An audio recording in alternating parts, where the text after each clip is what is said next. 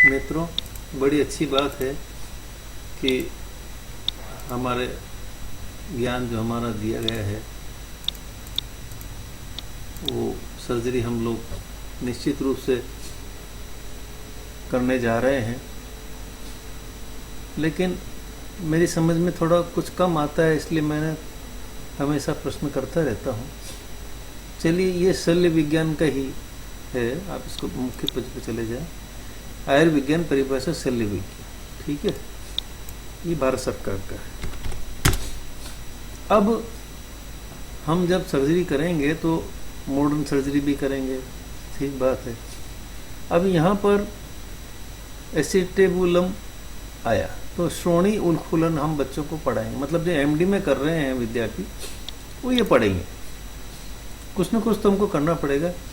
क्या एक्रोमेस्टेसिस स्तन चुचुक शोथ, अब ये मुझे शिश्न मुंडच्छद शोथ, तो या तो हम आयुर्वेद का कुछ भी शब्द यूज नहीं करेंगे या तो एक्रोसोम ही करेंगे। आयुर्वेद तो बहुत से शब्द होंगे, निश्चित रूप से होंगे। एक्यूट एपिडेमिक हम उसको बोलेंगे तीव्र अधिवृषण वृषण शोथ, लेकिन आजकल तो अंग्रेजी में ही आयुर्वेद पढ़ा जाता है, तो सबसे बढ़िया दलील है कि सब हमारे तो ऐसी कोई जरूरत पड़ेगी नहीं, क्योंकि हम तो अंग्रेजी में तीव्र उंडक कुछ तो बोलने वाले नहीं है। आपको याद दिला दिया जाए कि गणनाथ सेन जी ने एनाटॉमी जो थी वो तीनों भाषा में, यहाँ इवन गुजराती में भी उन्होंने अनुवाद किया था उनकी मूल की पुस्तक का, और फिर संस्कृत में भी अनुवाद किया था। तो ये जो पुस्तक है ये आपकी हुई शल्य संबंधी। अब आप आ जाइए आयुर्वेद के ऊपर, तो चलिए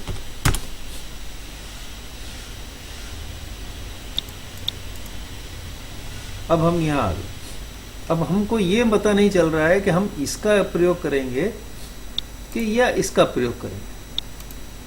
तो अध्यर्बुद, अधोभक्त, अधोगा रक्तपित, अधृति, अनार्तवा, तो हम तो एम्यूनेरिया, अब हम पता नहीं एम्यूनेरिया पढ़ेंगे या अंज, क्योंकि या नेत्र रोग है, अंजन, नेत्र रोग नहीं अंजन है।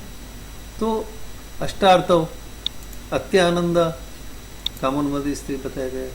चलिए आगे चलिए। अंतर्मुख शस्त्र, अब हम अंतर्मुख शस्त्र पढ़ेंगे या टोन्सिलर बायोटरी करोड शार्प एज ब्लेड। तो वैसे तो सीसीएम के प्रमुख कहते हैं कि 20 साल से हम लोग ये सीख ही रहे हैं, उसको वैधानिक दर्जा दिया गया है। तो वो तो मुझे अभी तक पता नहीं चला है कि हमने आयुर्वेद यूनिवर्सिटी में पता नहीं है कि नहीं, तो वहाँ तो नहीं है। लेकिन ये अंतर्मुख शस्त्र पढ़ाया गया है या ये पढ़ाया गया, ये मुझे एक्यूट एब्सेस को तीव्र वृद्धि पढ़ाया गया है या नहीं भी पढ़ाया गया। तो अब क्या पढ़ाएंगे?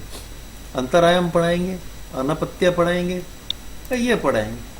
बस ऐसे छोटे छोटे से प्रश्न। और ये वो वैज्ञानिक शब्दावली नहीं है, पारिभाषिक शब्द को संग्रह जो था वो भारत सरकार का बहुत पहले था। जब हम बच्चे थे, पढ़ते थे, तब उसमें सभी जहाँ ऑक्सीजन को